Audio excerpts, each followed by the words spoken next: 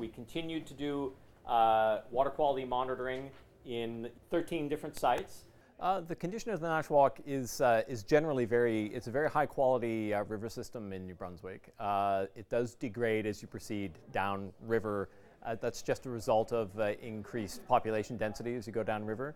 From its headwaters at Nashwaak Lake all the way down to Stanley and past Stanley, it's a Class A waterway with a few what they call mixing zones, Class B mixing zones. It does degrade once you hit Peniac, but on the whole, it's a 113-kilometer river, and it's a very high-quality river system for most of its length. The mandate of the Watershed Association is to as much as possible, maintain the ecosystem as a healthy and vibrant one. And so we accomplish this on 3 levels. We offer education programs, we do scientific work, including monitoring, and we also conduct outreach programming. Obviously, it's still very important to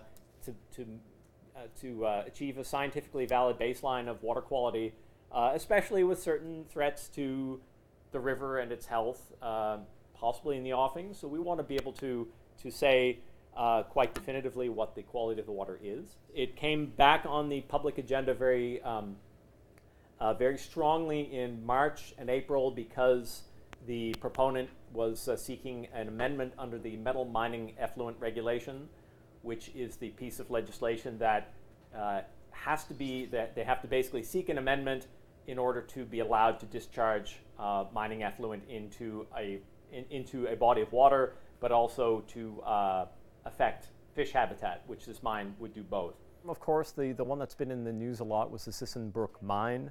That whole process is still with the federal government at this point in terms of the request for an amendment to the metal mining effluent regulations. We don't know if the mine is going to go ahead or not, but obviously having a huge tailings pond very close to the headwaters of Nashwaak is a looming potential concern. We don't know at this stage what's going to happen with that. So we attended the public meetings, we were advocating, we were attending meetings on the side, and we made a submission to the Department of Fisheries and Oceans, who was the Federal Environment Department and the DFO were the 2 main bodies that were involved in this particular aspect of the mine's life. So in our formal submission, we expressed our quite grave concerns about a number of factors. The tailings management, of course, as you know, they're proposing a very massive tailings pond right up in the headwaters of the Nashwaak. We have concerns about that. There's been a lack of disaster modeling up to date. The company has not provided any disaster modeling for like a complete collapse of the tailings storage facility. We've got concerns about water quality management. How are they going to monitor water quality? It's a volatile industry.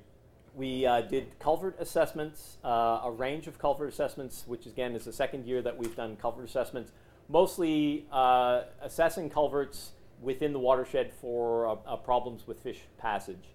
The river is a very dynamic system, and so we have different projects depending on the time of year. So in the winter, we're involved with an ice watch monitoring program. In the summer, in the spring, and the fall, we're involved in water quality work. We're also involved with collecting temperature data. We're involved with culvert assessments, so looking at the ability of culverts within the watershed to allow for fish passage. And this year we installed a fish ladder on a culvert that otherwise would not allow fish passage. And luckily someone from our board of directors electrofished in the river and discovered salmon parr. So it's significant to see the fish passage improvements on that location.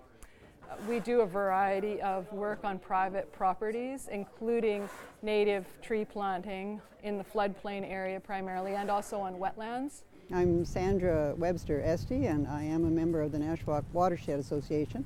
In the summertime, I noticed that the silver maples had seeded themselves along the right on the gravel on the riverbed, and it only takes them a couple of weeks for them to grow to 2 or 3 inches, so I knew that they wouldn't last the winter there. With the spring flood they would be gone, so I started pulling them out by the roots and replanting them in pots.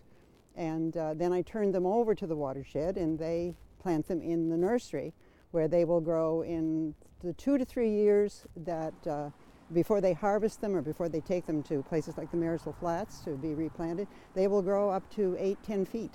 Silver maple has a big root system which will take up a lot of water into the tree, and the more we have on the flats, I think the better it'll be for the soil erosion and for the flooding.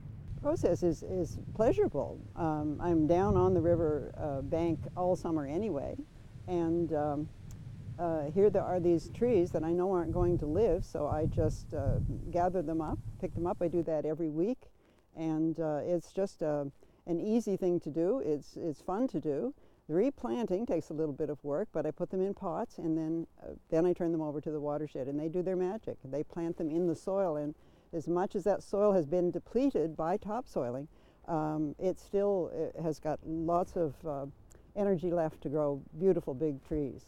You probably all saw the huge slabs of ice that were in that area this spring, earlier in the winter really. We had a weird thaw in January that brought these large ice pans in, and they settled themselves and sat there pretty much all the rest of the winter.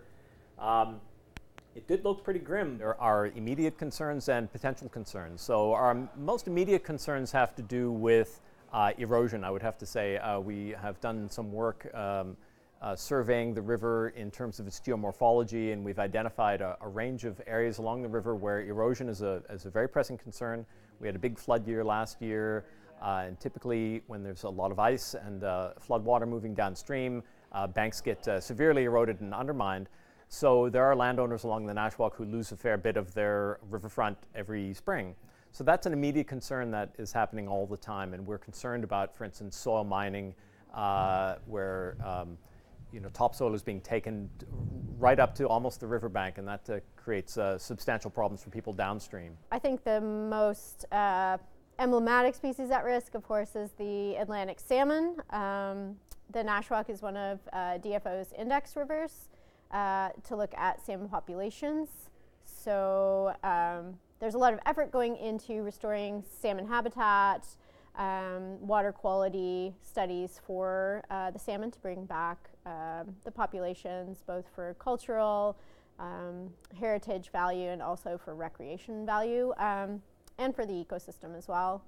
Other species at risk include the wood turtle, and a number of birds as well that use the forested wetland, such as the Canada warbler. I don't have any big smoking guns or bullets or anything tonight, but I just thought I would take the opportunity to go over watershed management to a broad audience. So I wanted to try and give a sort of a holistic view on what watersheds do and how they function, and how we can try and measure some of their processes related to things like forestry. So harvest was just was the main focus, but there's lots of other stressors. We've got people doing things in the watersheds.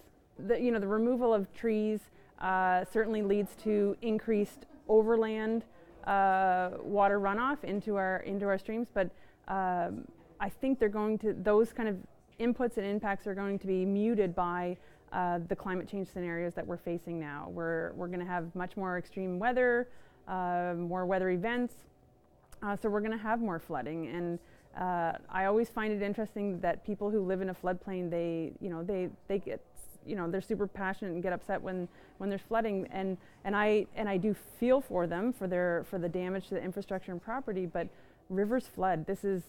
It's been happening from before we built our houses in our city. So the reality is that rivers floods, and so what we need to do better now is trying to come up with mitigation and become more resilient and build up our capacity to be resilient to these weather events going forward.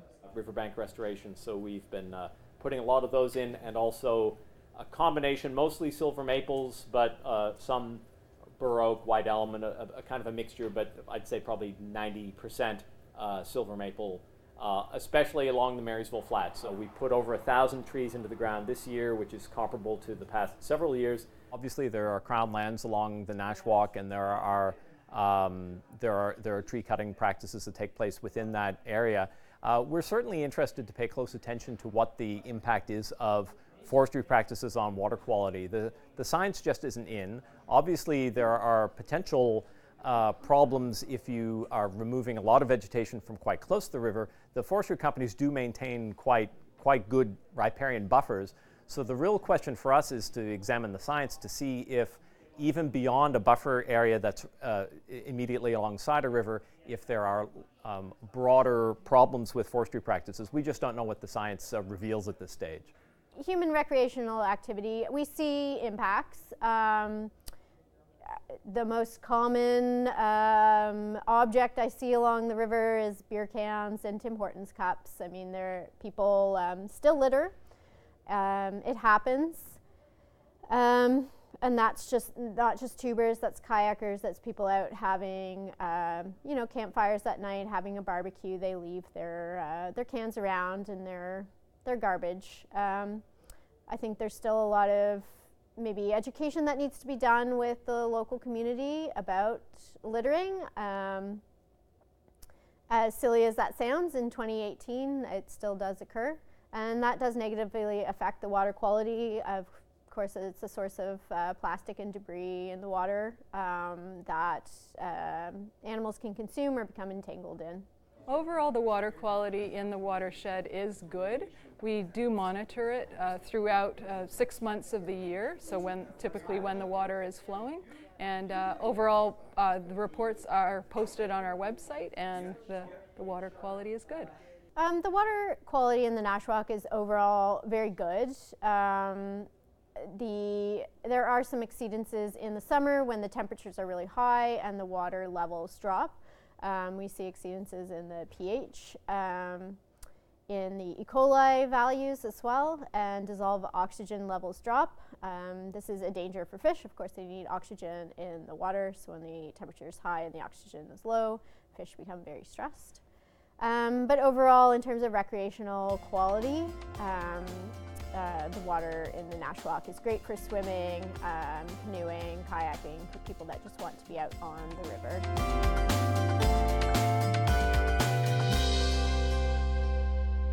One of my first questions for you that I can ask the audience for some participation. So what is a healthy river? When people think of a healthy river, what do you think of? The next question is who gets to decide what's healthy? I mean, we've got scientists. As scientists, we go out and we study these, but we have to come up with our own metrics.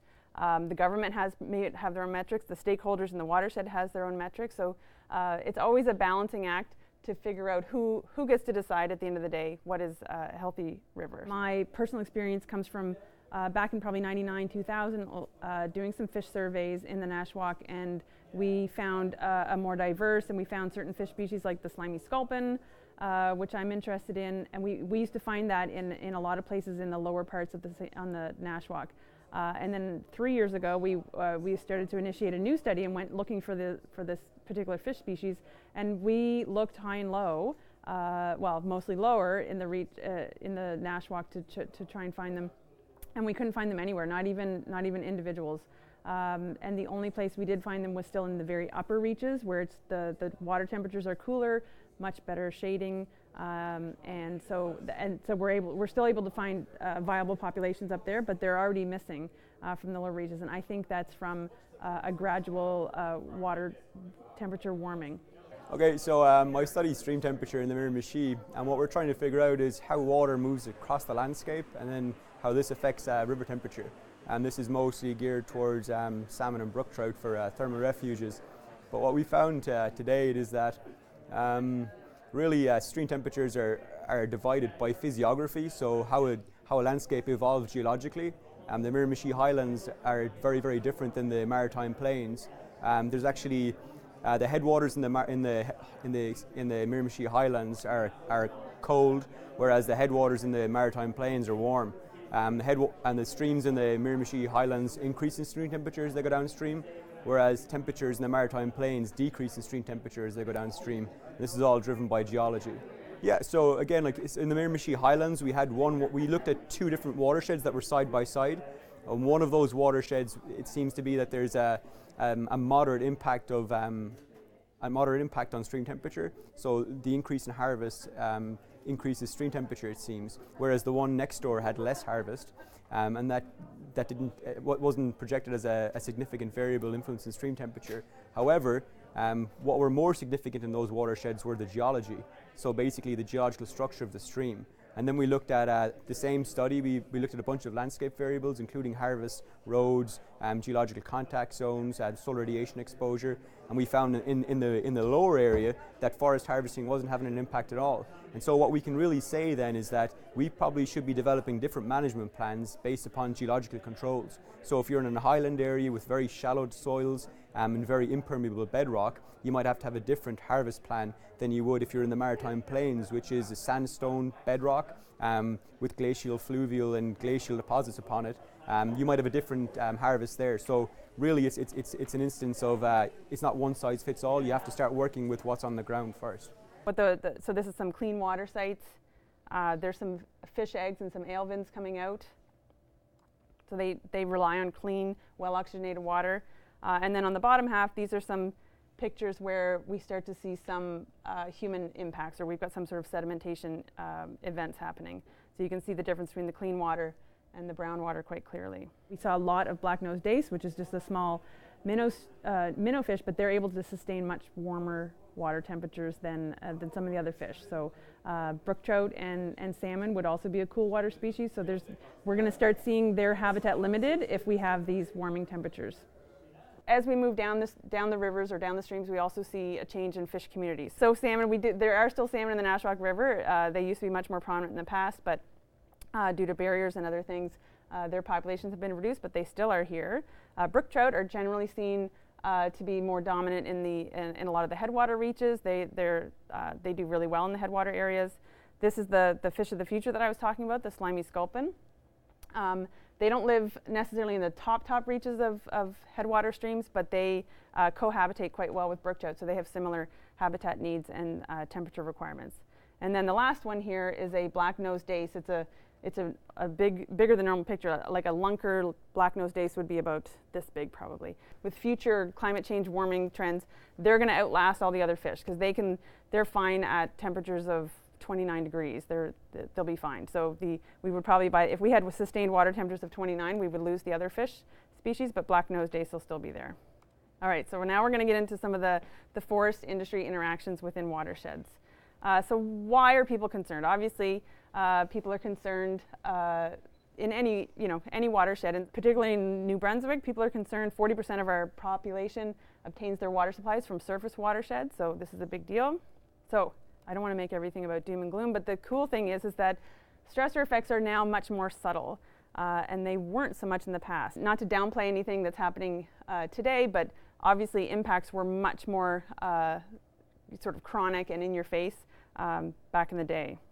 The good news is the stressor effects are now much more subtle, but we have all of these when we have some sort of response, we've got all of these other factors or these variables that we want to make sure that we're accounting for as well. So confounding factors, or because if we're trying to say that a response is attributable to a certain activity or impact or input, I guess, we need to take into fact all the sort of the natural things that are happening.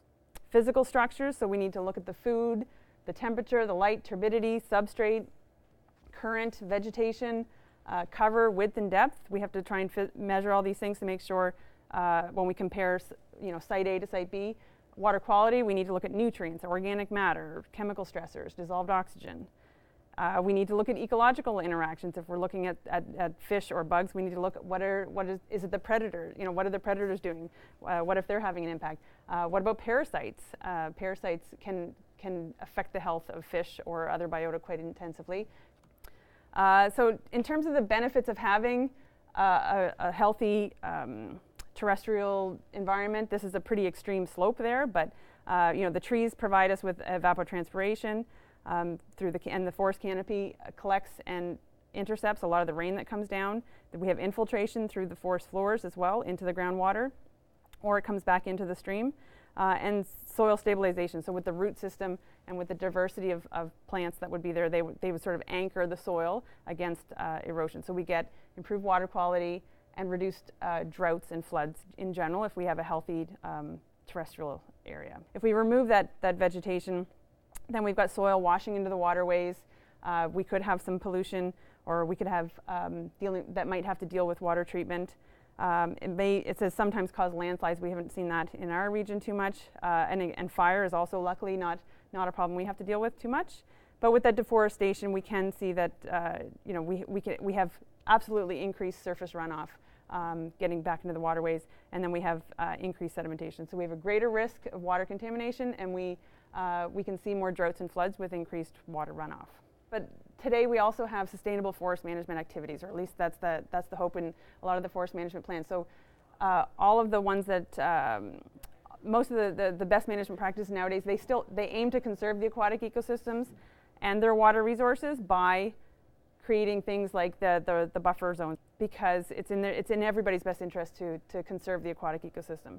So current best management practices don't offer full protection, but they are effective overall at maintaining some sort of healthy streams in most cases. And nature's really best at sustaining biodiversity on a landscape. We're not so good. We do our best to try and restore or go in and fix things. We can never fix it to the way it used to be. We need to get rid of that ideal. But if we leave some things alone, sometimes that's even better, because nature's much better at dealing with these things than we can.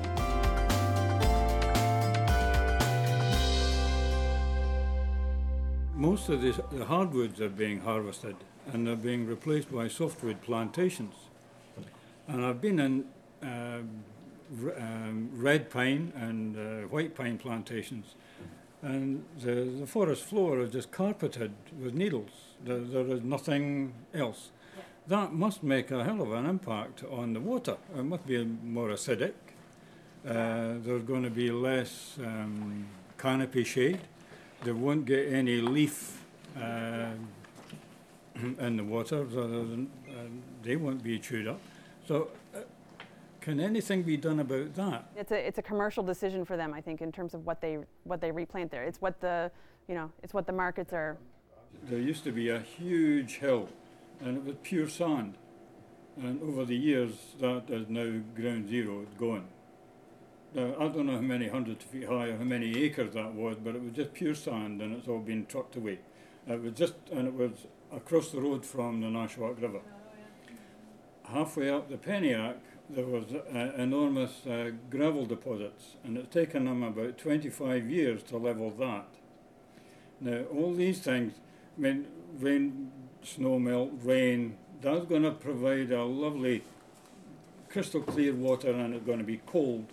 And it's going to go into the system. Well, that's gone now.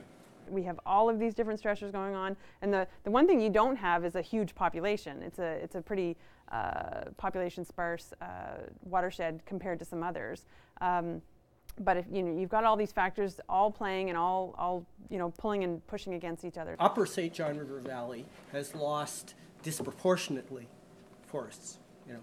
And the chief watersheds that do that are the Salmon, the Tobic, and the Little River. And there's not quite the same degree for the rivers that have been cut in Maine. They've had a different regimen. So we can expect more flooding because of what's happened in the uplands, and you've pointed that out. So that's a specific thing that we should be addressing, because the costs accumulate downriver. We normally characterize floods based on the 1 in 100 or the 1 in 50, but and we use that based on historic information. And I don't know at what point soon, or in the next 5 or 10 years, they're going to have to redo those calculations, because it's no longer the 1 in 10-year flood or the 1 in 50-year flood. Where the frequency is changing. So I don't know when they're going to redo those.